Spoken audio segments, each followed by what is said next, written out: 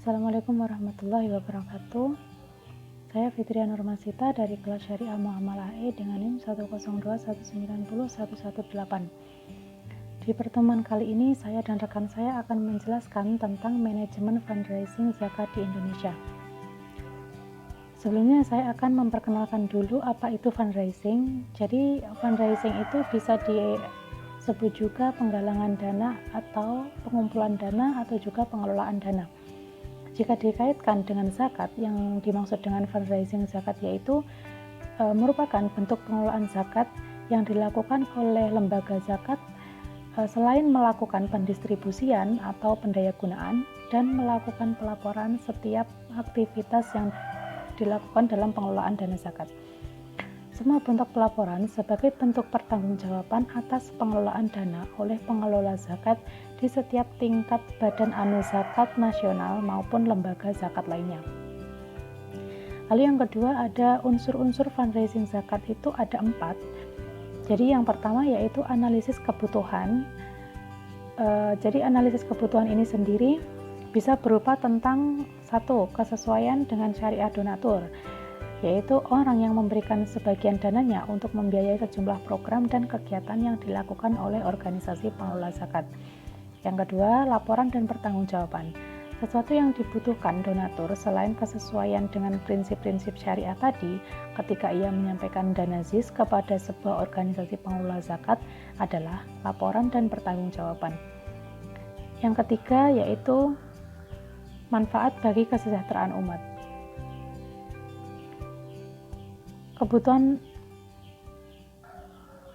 Manfaat bagi kesejahteraan umat yaitu kebutuhan donatur yang lain selain kesesuaian dengan prinsip-prinsip syariah dan memberikan laporan pertanggungjawaban secara tepat waktu adalah sejauh mana manfaat dana ZIS yang diberikan donatur atau muzaki bagi kaum du'afa.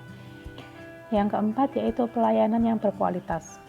Salah satu kekuatan yang mendorong para donatur dan muzaki mau mengeluarkan dana ZIS untuk mendanai program dan kegiatan organisasi pengelola zakat yaitu pelayanan yang baik yang diberikan oleh organisasi pengelola zakat kepada para donatur atau para muzaki. Lalu ada silaturahmi dan komunikasi. Silaturahmi dan komunikasi kepada para donatur dan muzaki penting bagi organisasi pengelola zakat untuk meningkatkan pendapatan dana ZIS. Dengan silaturahmi dan komunikasi ini, organisasi pengelola zakat dapat memberikan penjelasan secara panjang lebar terhadap donatur dan kepada muzaki tentang program dan kegiatan yang akan atau yang sudah dilakukan. Lalu unsur yang kedua yaitu segmentasi donatur atau muzaki, yaitu sebuah metode tentang bagaimana melihat donatur dan muzaki secara kreatif, baik perorangan, organisasi, dan lembaga badan hukum. Artinya di sini mengidentifikasi dan memanfaatkan beragam peluang yang muncul di masyarakat. Lalu unsur yang ketiga yaitu identifikasi profil donatur dan muzaki. Hal ini berfungsi untuk mengetahui lebih awal identifikasi calon donatur atau calon muzaki itu sendiri. Nah, untuk profil donatur atau muzaki yang berbentuk perseorangan ini bisa berupa biodata atau kurikulum vitae. Sedangkan untuk donatur atau muzaki yang berbentuk organisasi dan lembaga bisa berupa kopian profil lembaga. Lalu yang terakhir unsurnya adalah produk. Dalam pengelola zakat, produk tidak bisa hanya diidentifikasi sebagai sesuatu yang disukai atau tidak disukai, yang diterima seseorang dalam sebuah transaksi, tetapi lebih tepat apabila produk diartikan sebagai kompleksitas yang terdiri dari ciri-ciri yang berwujud atau tidak berwujud. Sekian penjelasan dari saya. Untuk selanjutnya akan dijelaskan oleh teman saya tentang metode fundraising zakat dan pembentukan unit pengumpulan zakat dan kemitraan. Bismillahirrahmanirrahim. Assalamualaikum warahmatullahi wabarakatuh. Perkenalkan, nama saya Khairul Huda. Nomor induk mahasiswa 10219126. Saya akan meneruskan presentasi dari teman saya, yaitu yang poin C, metode fundraising zakat. Dalam melaksanakan kegiatan fundraising banyak metode dan teknik yang dapat dilakukan, yaitu yang pertama metode fundraising langsung dan yang kedua metode fundraising tidak langsung.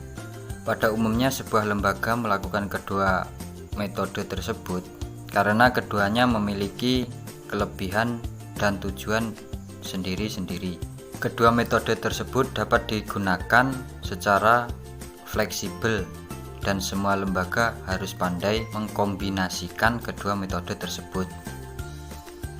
Metode pengumpulan dana atau fundraising zakat. Pengumpulan zakat dilakukan oleh Basnas dengan cara menerima atau menjemput zakat. Ada 3 strategi pengumpulan zakat, yaitu yang pertama pembentukan unit pengumpulan zakat atau UPZ, yang kedua pembukaan counter penerima zakat, dan yang ketiga pembukaan rekening bank. Adapun faktor-faktor penghimpunan zakat diantaranya yaitu kesejahteraan masyarakat meningkat, kesadaran masyarakat tinggi, lembaga zakat gencar melakukan sosialisasi. Yang gede yaitu pembentukan UPZ dan kemitraan. Kemitraan oleh Kamus Besar Bahasa Indonesia didefinisikan sebagai perihal hubungan atau jalinan kerjasama dan sebagainya sebagai mitra. Sedangkan mitra diartikan sebagai lawan kerja atau pasangan kerja. Jadi secara umum dapat dikatakan bahwa kemitraan mencakup pengertian atau jalinan kerjasama antara pihak-pihak yang terkait sebuah kepentingan dan tujuan tertentu. Tidak hanya dengan pihak bank, pengumpulan dana zakat juga bisa diwujudkan dengan membentuk unit pengumpulan zakat atau UPZ pada beberapa instansi atau lembaga-lembaga yang ada. Berikut ini beberapa instansi dan lembaga yang dapat dibentuk oleh unit pengumpulan zakat, yaitu diantaranya yang pertama BUMN, yang kedua BUMD, yang ketiga kemitraan, yang keempat Pemda, yang kelima bank, perusahaan, dan yang terakhir departemen store. Berdasarkan putusan Dirjen Bimbingan Masyarakat Islam dan Urusan Haji nomor D/291 tahun 2001 pasal 9 ayat 2, Basnas dapat membentuk UPZ atau unit pengumpulan zakat pada instansi atau lembaga pemerintah pusat, BUMN, dan perusahaan swasta yang berkedudukan di ibu kota negara dan pada kantor perwakilan Republik Indonesia di luar negeri. Di antaranya yaitu prosedur pendirian unit pengumpulan zakat atau PZ.